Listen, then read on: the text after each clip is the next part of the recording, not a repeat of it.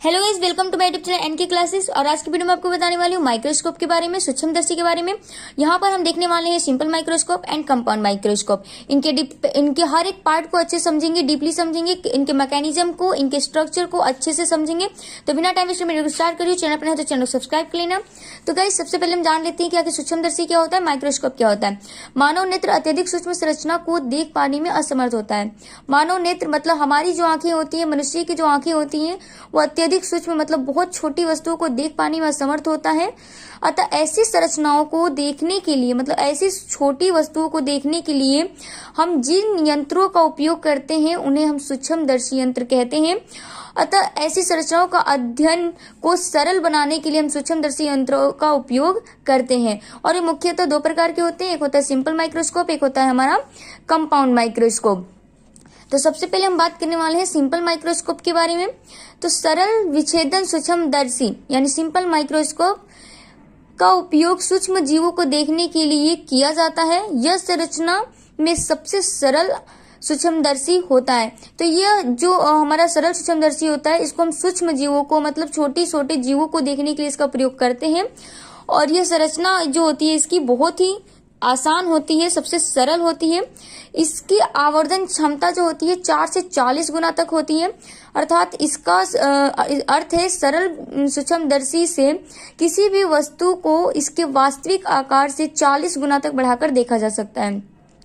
अगर कोई वस्तु बहुत ही छोटी है तो हम उसके वास्तविक आकार से 40 गुना उसको बड़ा कर सकते हैं और उसके बारे में अच्छे से अध्ययन कर सकते हैं हम सरल सूक्ष्मदर्शी से, ठीक है, सिंपल माइक्रोस्कोप के थ्रू। तो उसको हम 40 गुना तक बढ़ा सकते हैं सिंपल माइक्रोस्कोप के थ्रू। अब बात कर लेते हैं स्ट्रक्चर की, आखिर कैसा होता है। तो आप यहाँ पर पहले देख लीजिए स्ट्रक्चर में, यहाँ पर एक इसका यू या वी आकार का बेस होता है जिसपे इसके सारे जो स्टैंड लगा होता है और इस स्टैंड से सारे पार्ट्स जुड़े होते हैं, ठीक है। तो यहाँ पर हम सब चीज के बारे में जानेंगे अच्छे से। ये कांच का मंच होता है, ये विकल्प लगी होती है हमें यहाँ पर जो स्पेसिमन को स्थिर बनाने के लिए होता है। ये संयोजक पेंच होता है जो हमें ऊपर नीचे कार्य करने में काम आता है। और यहाँ पर हमें एक भुजा मिल जाती है, तो ये चारों तरफ घूम सकती है, जिससे एक नेत्रक जुड़ा हुआ है, आईपीस जुड़ी हुई होती है। ये परावर्तक दर्पण होता है जिसका कार्य होता है सभी प्रकाश की किरणों को स्लाइड पर केंद्रित करने का। तो इन सभी बातों को हमें बस क्या करना है, स्ट्रक्चर में लिखना होता है।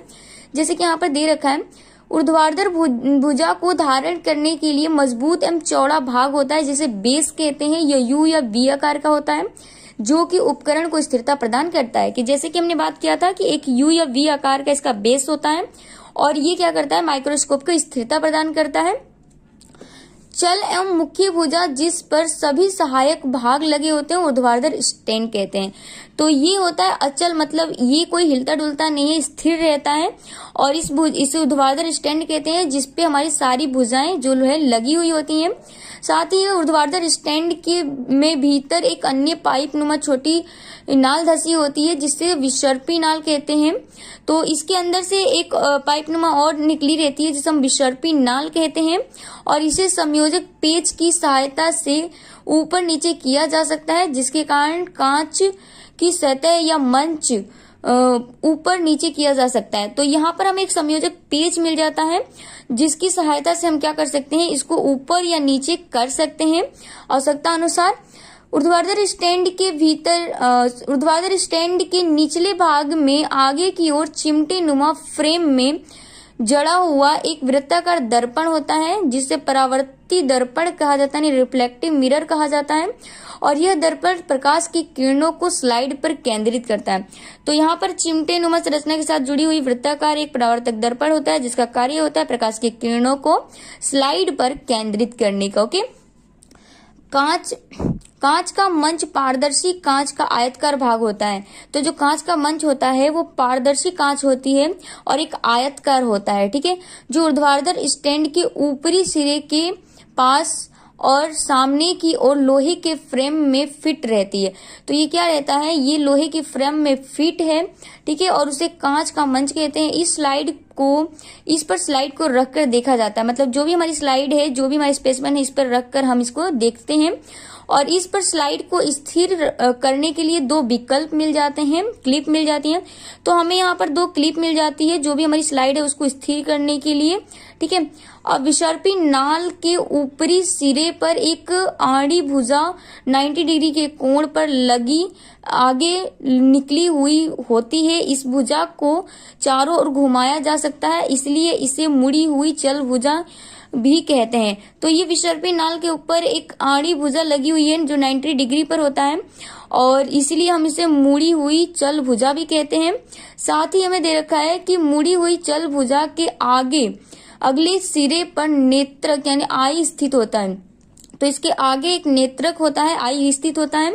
नेत्रक के भीतर की ओर लेंस तंत्र उपस्थित होता है जिसमें दो अलग अलग लेंस होते हैं, उत्तल लेंस होते हैं और इसकी आवर्धन क्षमता जो होती है 5x, 10x या फिर 20x हो सकती है। ठीक है, तो यहाँ पर हमने स्ट्रक्चर तो हमने समझ लिया इसकी एक एक पार्ट को कि किसका क्या कार्य होता है।